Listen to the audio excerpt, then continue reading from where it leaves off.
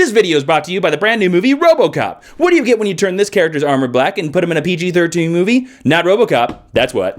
Hi, I'm Jason Inman, and I like to read comic books. That's why in the week of January 29th, I read all the Marvel Now comic books that were published in the world. I'm going to give each of these a buy it, borrow it from a friend, or a skip it rating. But before I get to that, don't forget to go to majorspoilers.com, the comic book website where they know that you love comic books, and we do too. Now enough of this jibba jabba and bad product placements. Let's get into some comic book reviews. Avengers Assemble number 23.INH. Okay, Marvel, this is where you need to stop. I just like reading comic books with numbers in them. Please stop putting these .NOW, .INH, .XYZ, .ABC, .CBS, .NBC. We get it. Just call the next issue 24, the next issue 25. We get that you don't like to go with numbers higher than 20, but come on. You are killing me with this numbering system here, man. People don't care. Just call it 24. We don't care. Oh, how was the rest of the book? Well, it was an issue where Wolverine and Spider-Man, not Spider-Man, Spider-Woman and Spider-Girl drove around in a flying car and just kicked some ninjas. So, I mean, not really that great of a story. And stop with the point lettering, Marvel. Skip it. Guardians of the Galaxy 11 point now. Marvel again with the point things?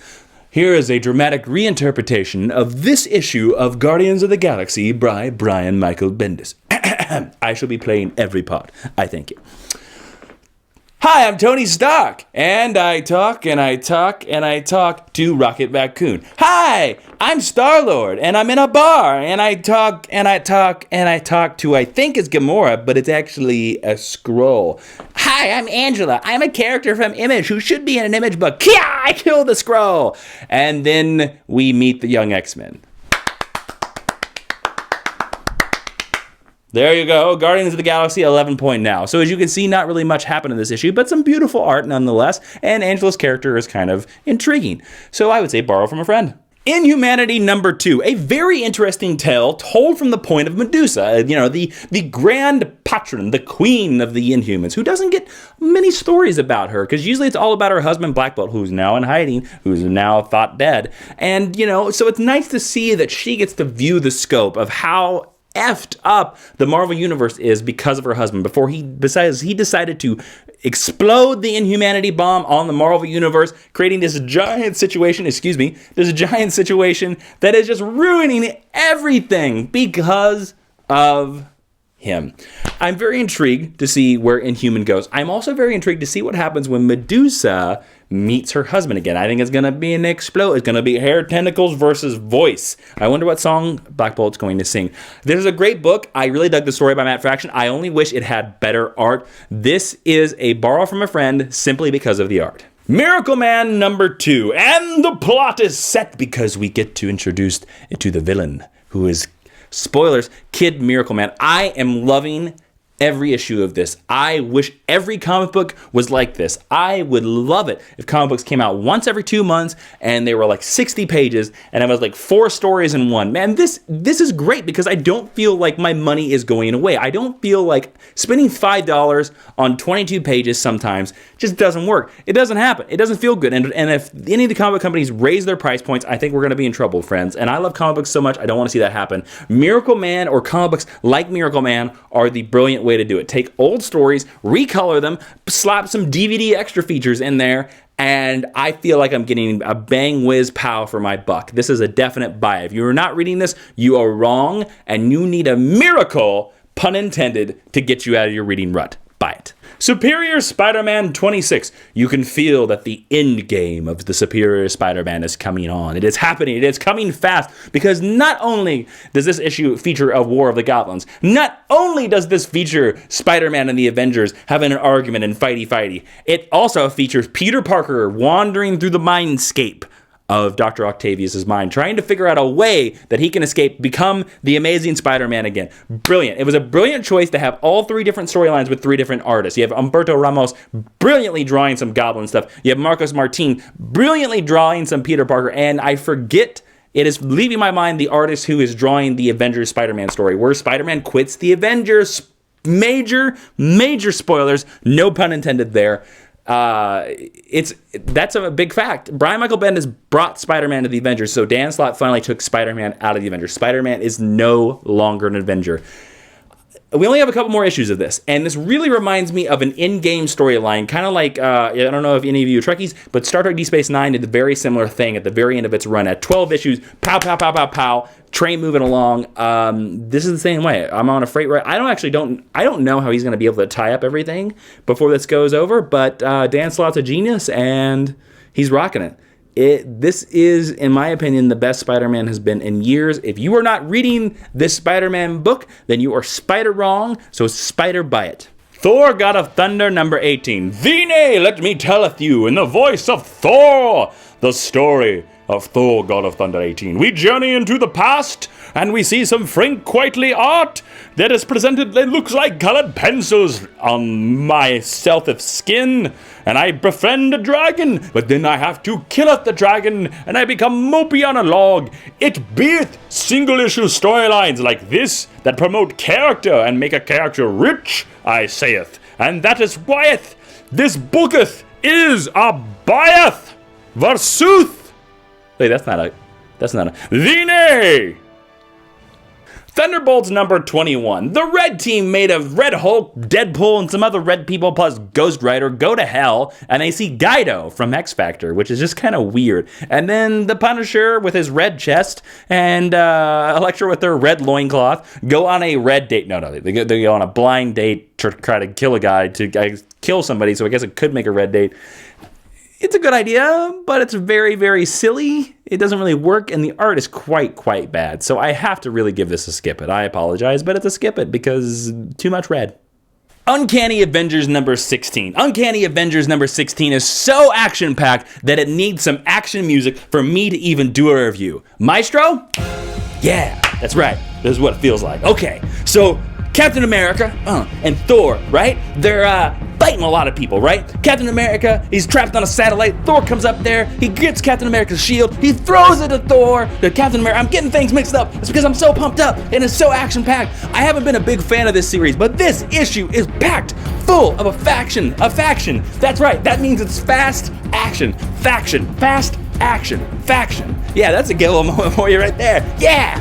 And it's just Thor and Captain America just fighting stuff and doing things. It's a big, long fight. It's energy-packed. I'm not so big on the Scarlet Witch death that happened last issue that they kind of deal with it in this issue. But you know what? It's fun. It's action-packed. It's a good, you just want to see a good Marvel beat-em-up book? This is the book for you. This is a buy it. Cow. Uncanny X-Force number 17. And the Hope and Cable and Bishop storyline is tied up with a nice little bow. Well, I don't know how nice it was, but it's similarly nice. I mean, maybe it's a bow you probably would buy at a Sears store for like $3. You know what I'm saying? Do you know what Sears are? Do you kids have those these days? Do you know what a Sears is besides the internet? Well, anyways, it's a nice little bow. It's kind of nice because the Cable series that was a couple years back, where it was Cable and Hope leaping through time, Bishop was, of course, their villain, and they're trapped in a room, and Hope has to work with Bishop to make it work. We, of course, have a battle with Strife, and Strife is killed with his scimitar, however you want to say that Cable kills him. So this series comes to a conclusion. Cable and the X-Force and Uncanny X-Force were really good books when they started. Now they're not so much. So I'm glad that this gets a relaunch. I'm glad that we get a nice little tie-in, because to be honest with you, when I grew up in the 90s, Bishop was always one of my favorite X-Men. I just loved that guy, and I wasn't a big fan that he was a villain. So I like that he's sort of a good guy again, but then Cable and Hope will have nothing to do. And there's some great character moments from this. It's not a buy it, because I don't know what's up with Marvel this week, but except for Superior Spider-Man, there is some horrible art out there this week, and that Thor book. This is a borrow from a friend simply for the fact of its art. It would be a buy it if the art was better. If we had Salvador LaRocca. I don't know what happened to that guy, the original artist, but let's hope he comes back. Well, actually, he drew Cable next for. I'm sorry. I'm all over the place. This is a random episode. Crazy. This is a borrow from a friend. X-Men Legacy number 23. This is a beautiful cover. Beautisene and other Italian words that mean beauty that I can't pronounce.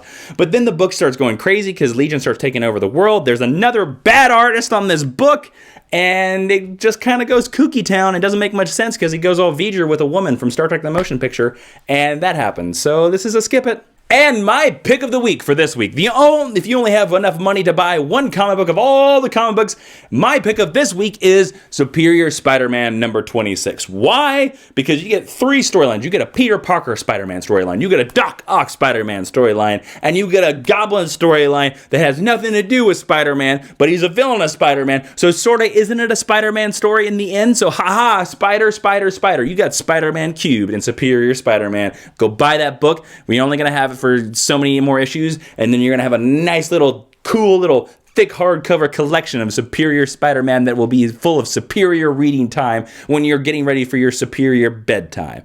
And that is why Superior Spider-Man number 26 is the pick of the week. And that's all the Marvel Now comic books for January 29th. As always, go to majorspoilers.com, the comic book website where they know that you love comic books, and we do too. I don't know if you've been noticing, you go check around on my channel. If you're a subscriber, thank you if you're a subscriber. Please subscribe if you haven't. You will see my weekly series, Geek Tea, also on majorspoilers.com.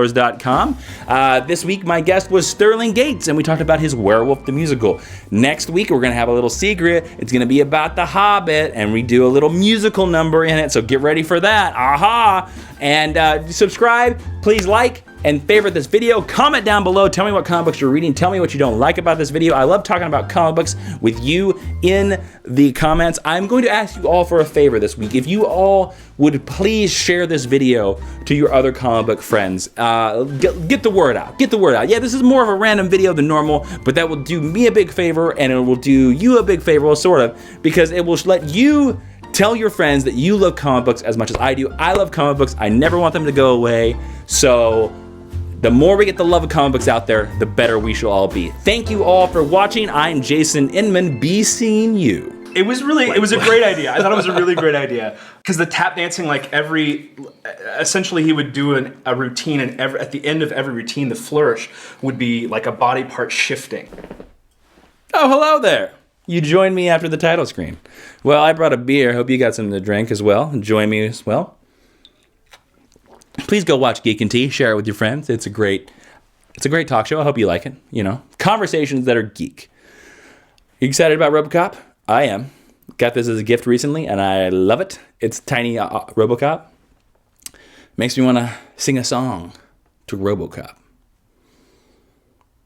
There's a man, he's called RoboCop. He's not a man, he's a robot at the top. Just go with me. His name is Murphy, and he likes surfing.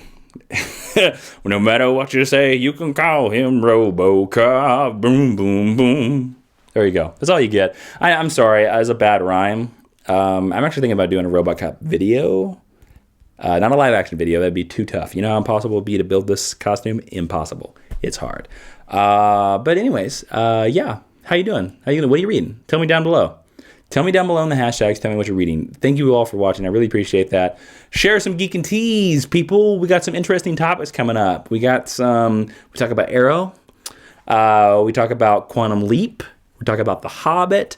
We got a whole bunch of stuff. My podcast, I'm going to tell you about now. If you're still with us right now, hashtag podcast. We started a Tumblr for it. It's going to launch within the next 2 to 3 weeks. We're waiting on approval right now from a certain website that will host it, but I will give you the title of it right now. It is called, it's going to be called Geek History Lesson, and it's going to be an interesting podcast where where you get to learn and you get to geek out. Well, it doesn't always have to be geek things, but it's going to be funny, and you're going to learn. You're going to learn things, people. Learn. That's what the internet's about, right? Learning that and internet porn, right? So Geek History Lesson. If you want to be up to date on this exciting new podcast, it's going to be a lot of fun, guys. We've already recorded the pilot episode, and I have not laughed so much. And I did several new impressions for this podcast. It's very good, and it has to do about Sherlock.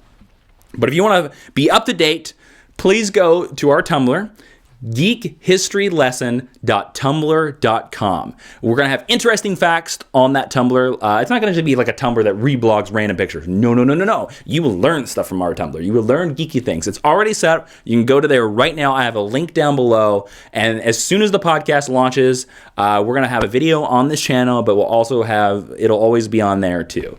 And if you love these videos, I know that you will love that podcast. So geekhistorylesson.tumblr.com.